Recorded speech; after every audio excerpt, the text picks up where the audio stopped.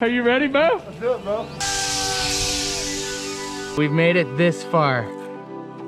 We've heard at Al Yunque that you could quite literally go into another dimension. So what is the hardest thing about this crazy cruising, sailing, nomadic lifestyle?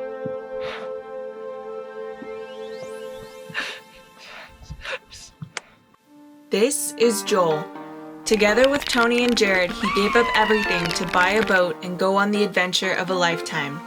But after a death-defying sail to Cuba, he returned to Key West and found himself alone. Wish me luck on this adventure. When Michael finished school, I asked her to sail with me to the Bahamas. 4 months later, we made it to the Dominican Republic. Broke and in love. Bums on a Boat is a true story about facing fear, finding adventure, and falling in love. Each tale is brought to you by our patrons and viewers. Subscribe and click the bell to get notified about weekly premieres and visit our website to learn more. Thank you for watching.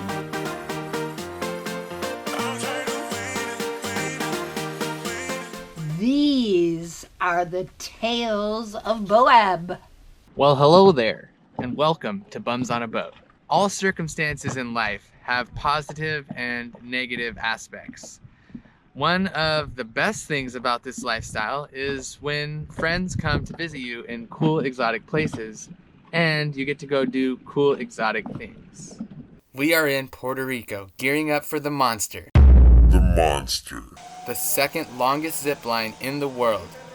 This zip line is 1.5 miles long and it is set in Toro Verde Nature Adventure Park. What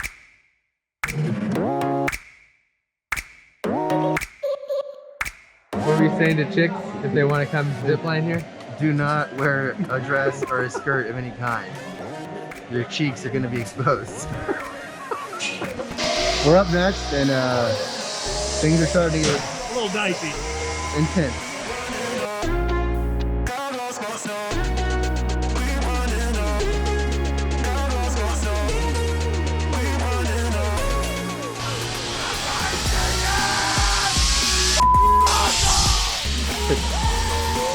Are you ready, Bo? Let's do it, bro.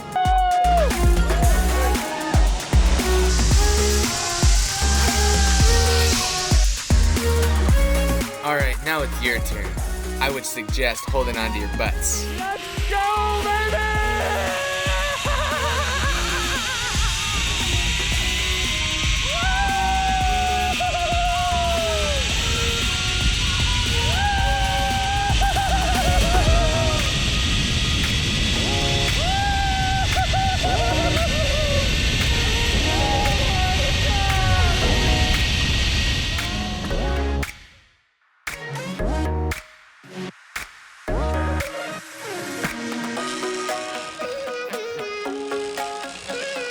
We were all surprised to find out there was another zip line waiting at the bottom of the Monster.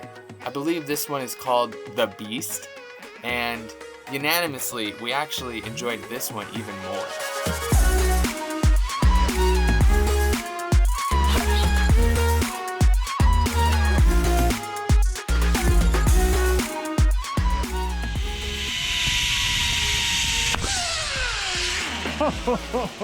Insane, right? Yeah. Nice. Oh my god! Let's do it again. Let's go, baby! Let's go! That was awesome! Alright, by a show of weird emojis in the comments, who out there knows what it's like to have a friend, or maybe even multiple friends? If you do know what it's like to have a friend, then you know that friends help you to get out and explore, and they help you to be active. We've made it this far, and we're going To the here. Because let's be honest, who really likes to go hiking by themselves? Sometimes that can be, I guess, a pretty cool experience. But for the most part, it's when you get together with friends that you want to go out and explore, and the experience is just way better. We've heard at Al Yunque that you could quite literally go into another dimension. We think we just might have. We did hear that. We are less than a mile from the summit. and it's begun to rain hard. The spirits are high. Real high. We went to El Yunque and hiked to the very top, and it was beautiful even though it was cloudy and foggy, and the best part of the hike from what we've heard is the view, and our view was just a lot of clouds.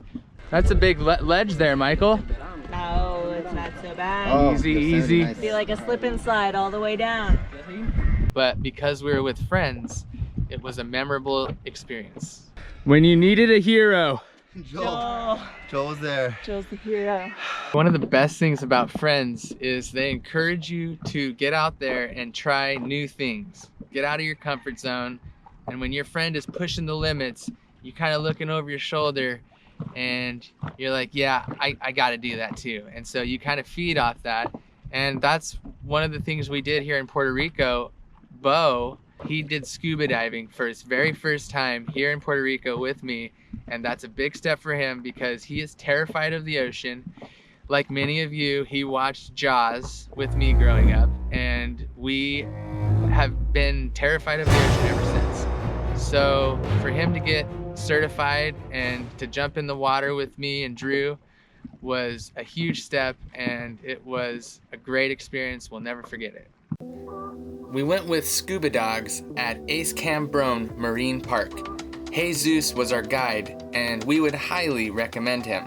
We'll leave a link in the description below if you find yourself in Puerto Rico and decide you want to do some scuba diving.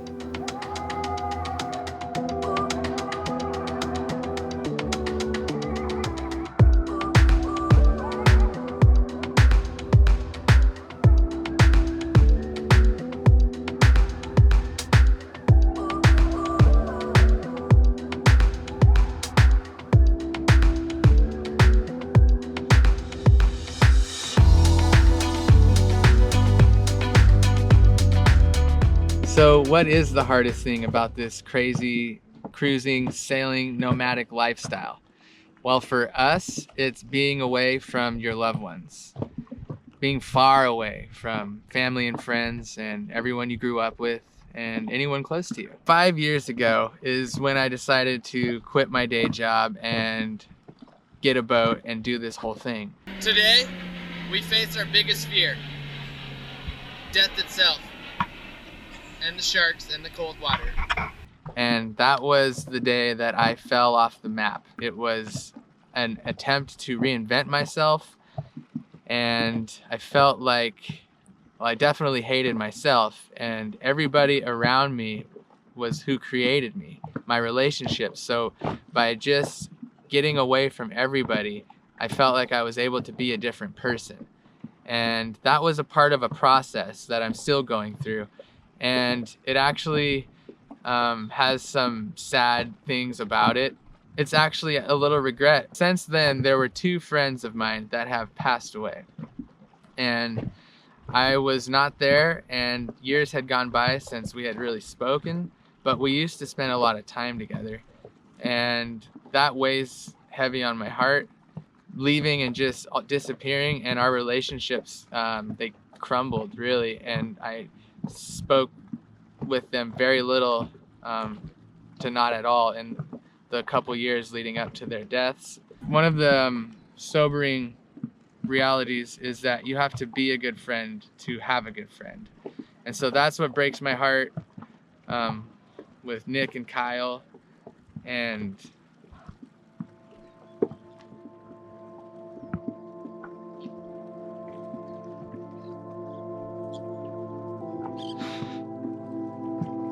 yeah, just a lot of people that I was really close with, I was friends with, but I wasn't a good friend to them, and we've lost touch. We've fallen off, and I don't know where some of them are, and some of them have died, and I won't really get to patch it up with them.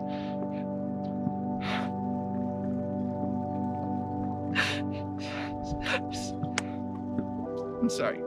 It is emotional because you can't take things back. I'd like to tell Nick, I'd like to tell Kyle, I'd like to tell these friends of mine that we were friends. And yes, I see that we were only friends because we golfed and we partied and we did these things together, and when I stopped doing them, I kind of fell out of the friend circle. But that didn't mean that I had to totally cut them out of my life, you know, and it goes both ways. So I could have reached out to them, I could have called and checked on them, and I didn't. Thank you for letting me share my heart with you. Let's end on a more positive note. What does true friendship look like?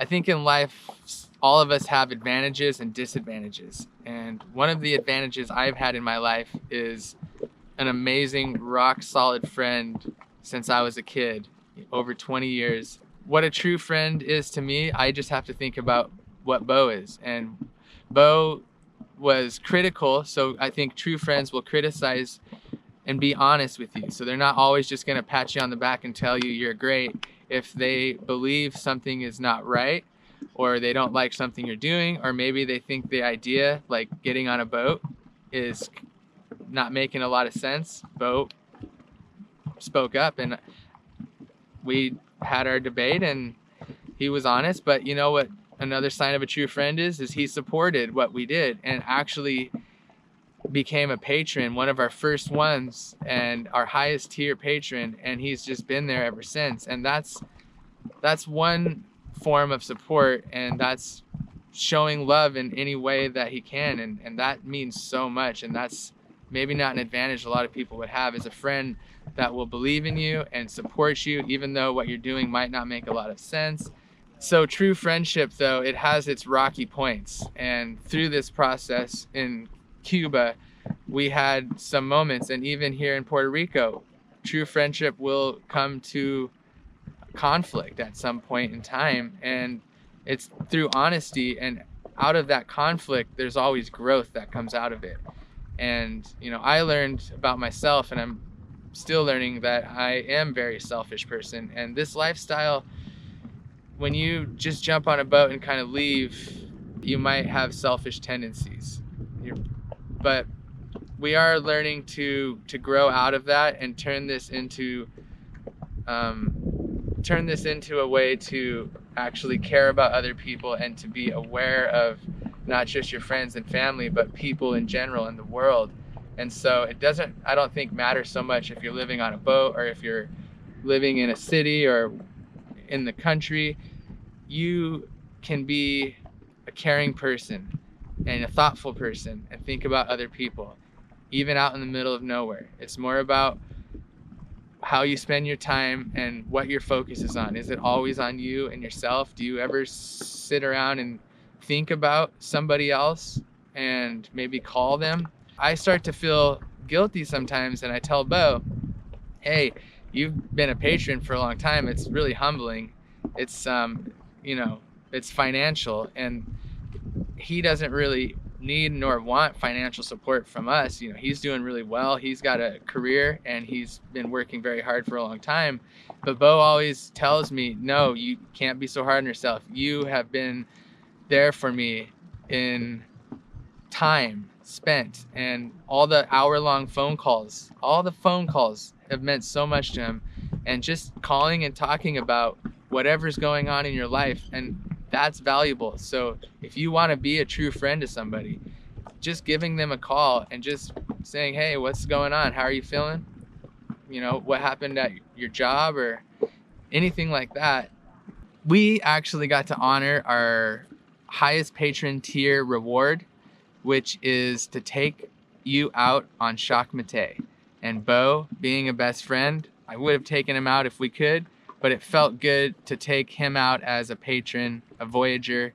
And of course, Drew is a very close friend of mine. Drew is Bo's cousin, and we have grown close, and he is in my little tiny friends circle right now. And that just involves calling and checking up. How's work going?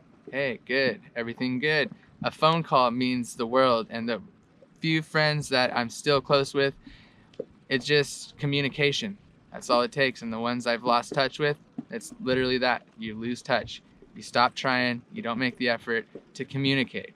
So I think really what it boiled down to is communication and thoughtfulness makes a good friend. How you doing, Papa?